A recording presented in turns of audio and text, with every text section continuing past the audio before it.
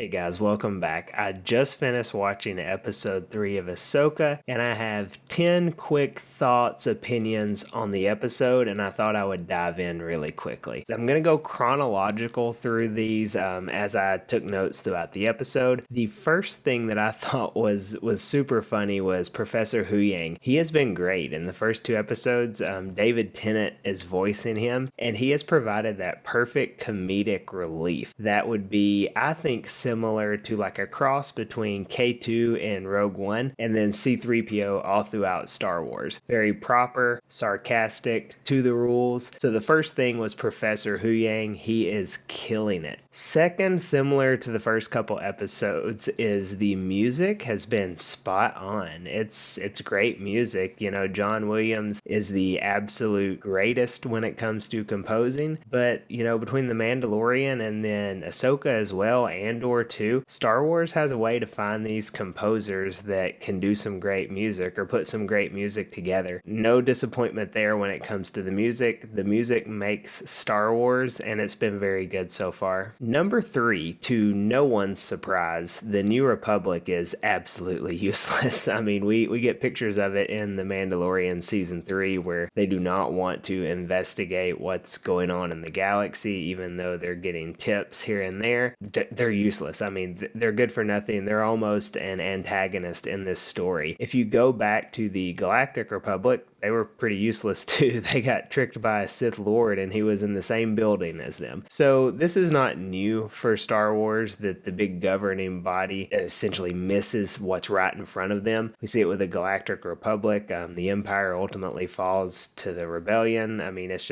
a story that keeps playing over and over in Star Wars. Doesn't get old to me, so I'm interested in it. Number 4, big shocker because Lego tried to lie to us, but Jason Syndulla does have green hair. We finally saw him on screen, and he has the green hair that we saw him with at the end of Rebels. So Rebels fans rejoice. They did not retcon his green hair. He didn't grow out of it. I think the Lego picture we saw was probably just a misdirect or just something not quite right about it. Number 5, midi-chlorians matter. I know sometimes midi-chlorians are a hot button topic, but you go back to episode 1, we learn that the people who are the strongest or have the most capabilities in the Force have the highest midi-chlorian count, and so the Force is in all living beings in the Star Wars universe, but having midi-chlorians does help. So Sabine does not have a great propensity to the Force. Professor Huyang makes that clear time and time again, keeps saying that he's speaking the truth about this, and Sabine clearly just doesn't have that high of a count. Interesting there. I think though the big point from this is Sabine's probably not going to be a great Force user, which I'm a fan of, but we're going to see that she is great despite the fact that she doesn't have these great Force powers. Ahsoka's going to train her. She's going to make her great in all these other ways, and she may end up being able to wield the Force to some capacity, but she will be no Anakin or Luke Skywalker. So I don't think we should have those high hopes. I really do like the story that she overcomes this deficit to still be great in her own way, to be a great Mandalorian warrior that has trained under Ahsoka. I think that would be cool. So hopefully they keep up that line where she overcomes this deficit and we get, you know, kind of a victory story out of that. I think that would be better than making her Force sensitive and just, you know, able to be a great Jedi by those standards. I think that's a more interesting take on things. Number 6, we get Huyang making a very interesting statement that Sabine would come from a long line of non-traditional Jedi. That is such a cool statement to make, because if you trace it back, you go from Sabine, who's a Mandalorian, to Ahsoka, to Anakin, to Obi-Wan,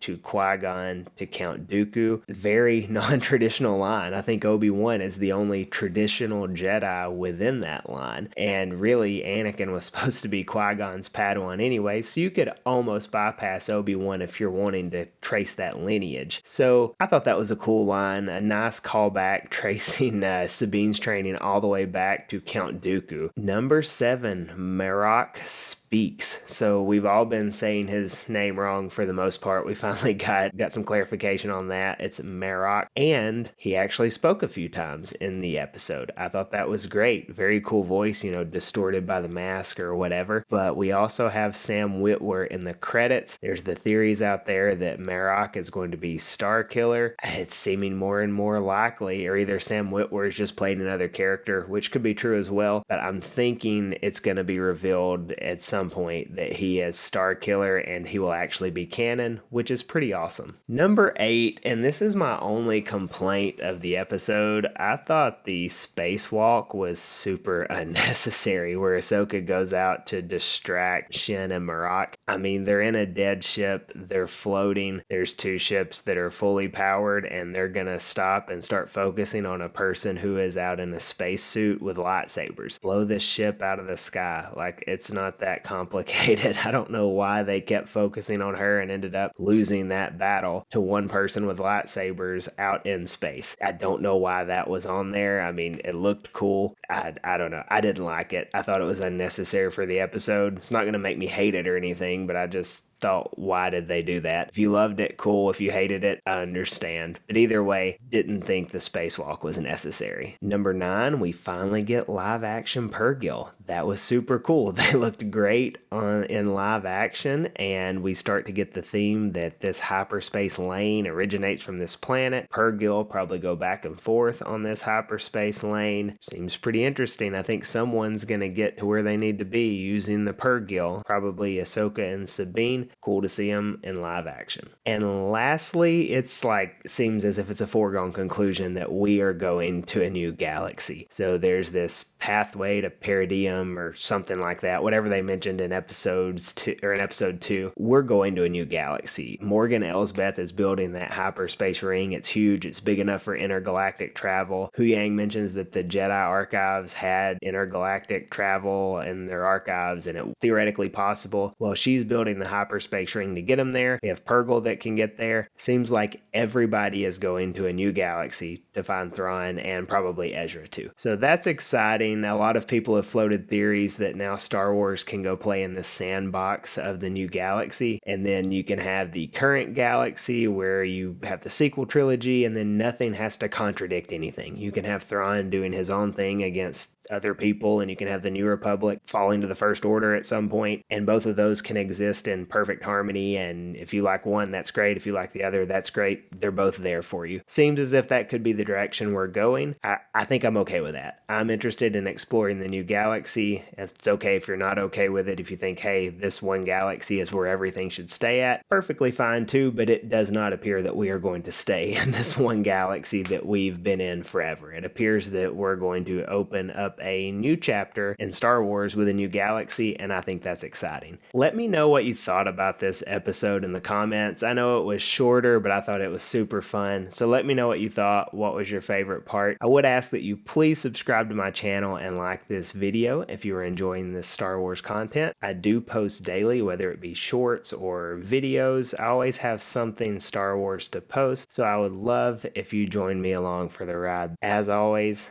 may the Force be with you.